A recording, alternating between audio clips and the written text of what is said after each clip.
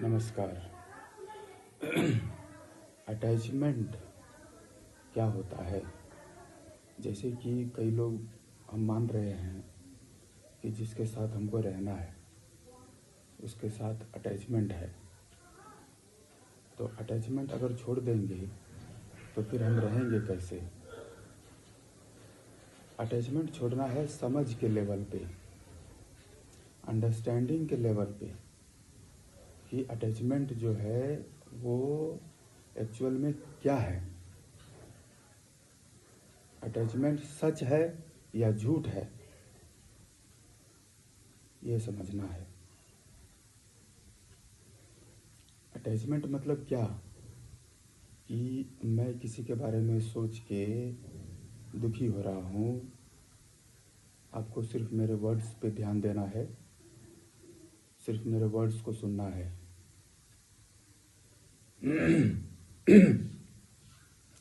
तो अटैचमेंट मतलब क्या कि मुझे किसी के बारे में सोच के मैं दुखी हो रहा हूँ। तो जो दुखी हो रहा है, या तो कोई पति दुखी हो रहा है, या भाई दुखी हो रहा है, या बेटा दुखी हो रहा है, या कोई दोस्त दुखी हो रहा है, या कोई साथी दुखी हो रहा है। दुखी तो कोई एक ही हो रहा है, दुखी तो कोई एक ही हो रहा है, ठीक है। आदमी एक है लेकिन उसका रूप अलग अलग है ना। तो इसी सारे फॉर्म में, इतने सारे फॉर्म में कोई एक फॉर्म दुखी हो रहा है। तो जो दुखी हो रहा है वो कौन है? उसे कहता हूँ मैं दुखी हो रहा हूँ। तो मैं कौन हूँ? मैं खुद को क्या समझता हूँ? ये शरीर समझता हूँ। जबकि शरीर किस चीज़ का बना हुआ है? पानी का बना हुआ है। तो शरीर किसका हुआ? पानी का हुआ। मेरा मतलब मेरा शरीर। मेरा शरीर ये सब क्या है? वर्ड्स है, लैंग्वेज है, जो कि हमने सुन के, लिख के, बोल के, देख के याद किया है।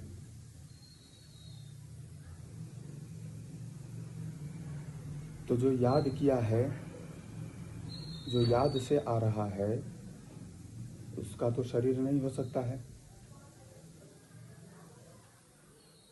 बिना वर्ड का, बिना किसी लैंग्वेज का हम कुछ सोच नहीं सकते हैं। तो शरीर किसका हुआ? पानी का।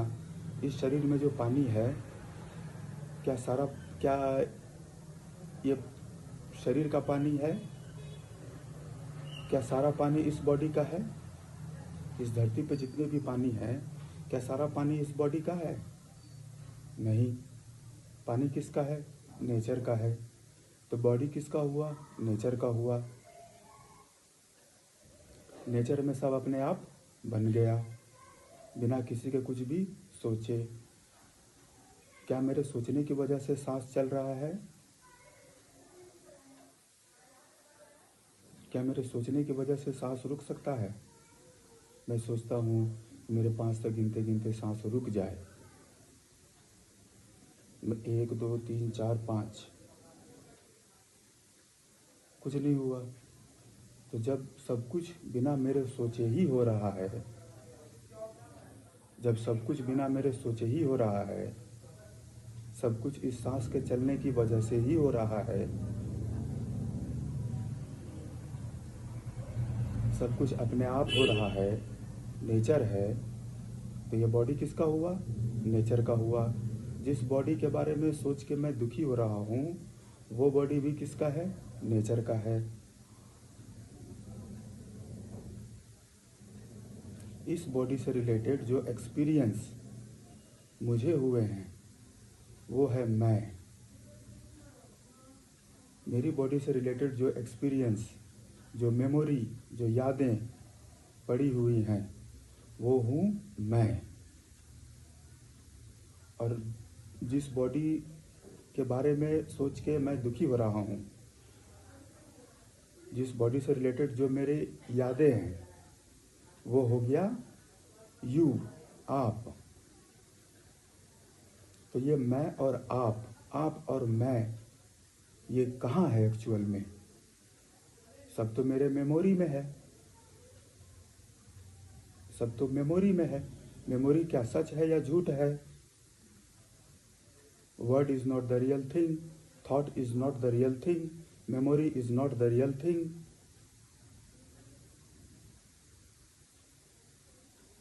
Without word, where is the memory? Memory is not the real thing.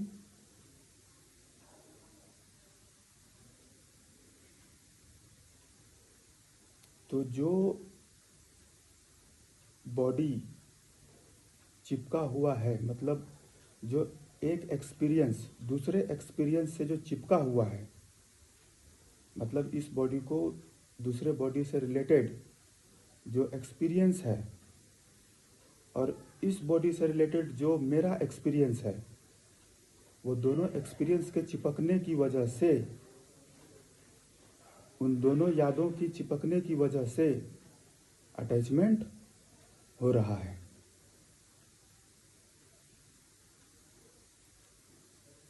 जबकि अटैचमेंट को छोड़ करके हमें जीना चाहिए, क्योंकि सब कुछ बिना मेरे सोचे ही हो रहा है। कोई कुछ माथा पे लेकर तो जाएगा नहीं, तो फिर किस बात का अटैचमेंट, किस बात का कब्जा? मेरी जो ये सब बातें हैं, ये सब बातें कब्जा करने लायक है ही नहीं। कोई अगर सोचेंगे कि ये सब बातें मैं जान लूं और मैं बहुत बड़ा पंडित बन जाऊं और मैं इन बातों पे कब्जा कर लूं, ये संभव ही नहीं है। कब्जा करने के कारण आप फिर अटैचमेंट में आ गए।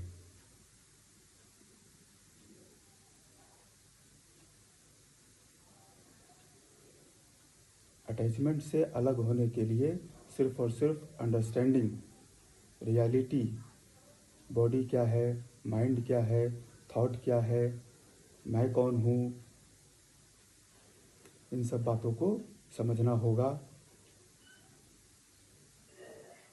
खास करके उन लोगों को जो लोग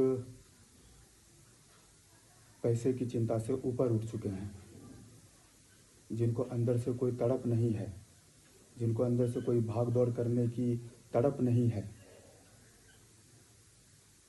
कि हाँ मुझे पैसा चाहिए क्योंकि मुझे इस चीज़ की ज़रूरत है, मुझे पैसा चाहिए, हाँ मुझे उस चीज़ की ज़रूरत है। अब वो ज़रूरत से काफ़ी, जो ज़रूरत से ऊपर उठ चुके हैं, जिनके पास घर है, गाड़ी है, ज़मीन है, अच्छा भोजन है, अच्छा घर है, लग्जरी लाइफ है, उनका माइंड अब खाली है। उनको अब ज़्यादा भाग दौड़ करने के लिए कोई ज़रूरत नहीं है। उनका माइंड अब जो भी करने के लिए रेडी होगा, वो बिना ज़रूरत का चीज़ होगा, बिना ज़रूरत का इधर उधर कुछ भी करते रहेंगे तो वो लालच होगा।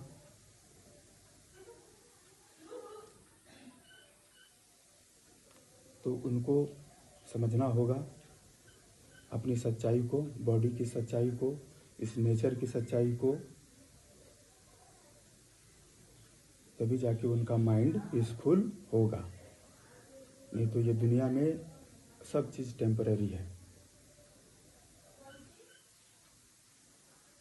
ग्रीड का कोई अंत नहीं है। क्राइम का जो शुरुआत होता है, वो शुरुआत यहीं से होता है कि हम जब बिना मतलब का जो काम करने लगते हैं जो हमें ज़रूरत नहीं है, जब हम कुछ ऐसा करने लगते हैं जो करना मेरे लिए ज़रूरी नहीं है, जो मेरे लिए करना ज़रूरी नहीं है, बस ऐसे ही करते जा रहे हैं मज़े के लिए, यहीं से क्राइम का शुरुआत होता है। This is the starting origin source of crime।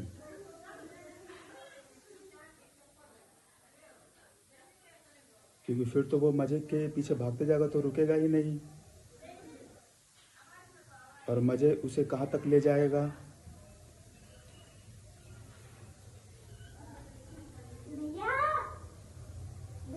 Film में आप देखते होंगे, ज़्यादा इंजॉय, ज़्यादा ग्रीड के पीछे जो भागता है उसका क्या हाल होता है। तो क्राइम को अगर रोकना है पूरी तरह से, तो अपने आप को ऐसा बनाना होगा, और वो कोई और नहीं करेगा, ना कोई सरकार करेगा, ना कोई अधिकारी करेगा, ना कोई कुछ करेगा। वो हमें खुद से ही अपनी सोच को बदलना होगा। खुद से ही हमें अपने आप को ऐसा तैयार करना होगा कि जहाँ जहाँ ज़रूरत है वहाँ बोलना है, वहाँ चलना है, वहाँ करना है, और जहाँ सच में मुझे ज़रूरत नहीं है वहाँ मुझे कुछ नहीं करना है। बस समय का इंतज़ार करना है, चिंता नहीं करना है, चिंतन करना है, समय का इंतज़ार करना है।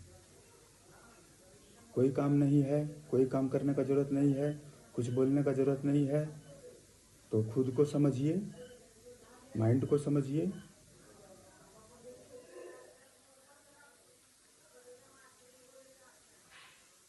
हम सब जुड़े हुए हैं, जो सब करता है उसका असर सब पे होता है।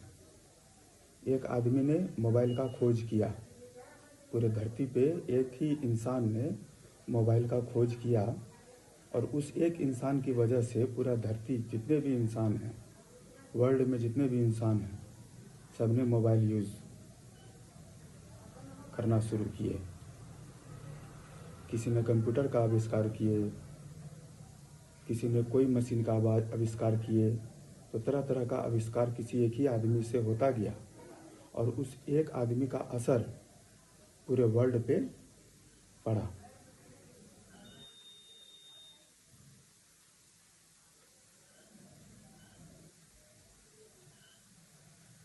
तो हमें ये समझना होगा कि क्या सच है, मेरा क्या सच है। हम सिर्फ और सिर्फ इंफॉर्मेशन के बेस पे ही एक दूसरे से अलग अलग हैं। बिना मेरे कुछ सोचे, बिना किसी के कुछ सोचे, सब कुछ अपने आप जब होता है, बिना कोई भाग दौड़ किए, सांस अपने आप चलता है, सब कुछ अपने आप होता है। बस जो अपने आप होता है वो अलग अलग है। लेकिन जब सब में सब कुछ, बिना किसी के सोचे, सब कुछ अपने आप होता है, तो यहाँ तक तो सब सेम ही हुए। तो जब सब सेम ही हैं, तो किससे लड़ते हैं हम?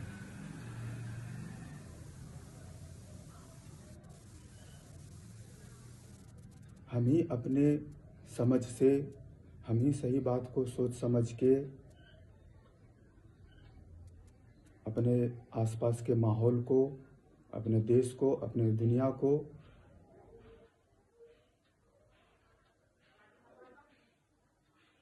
शांति से रख सकते हैं। हम ही सब लोग सच्चाई को समझ के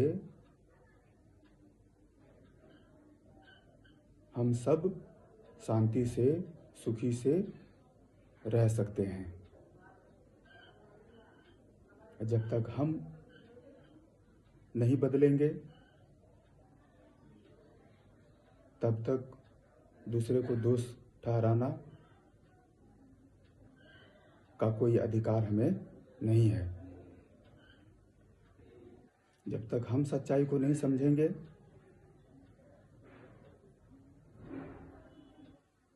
तब तक हम सभी को प्रॉब्लम फेस करना पड़ेगा। धन्यवाद।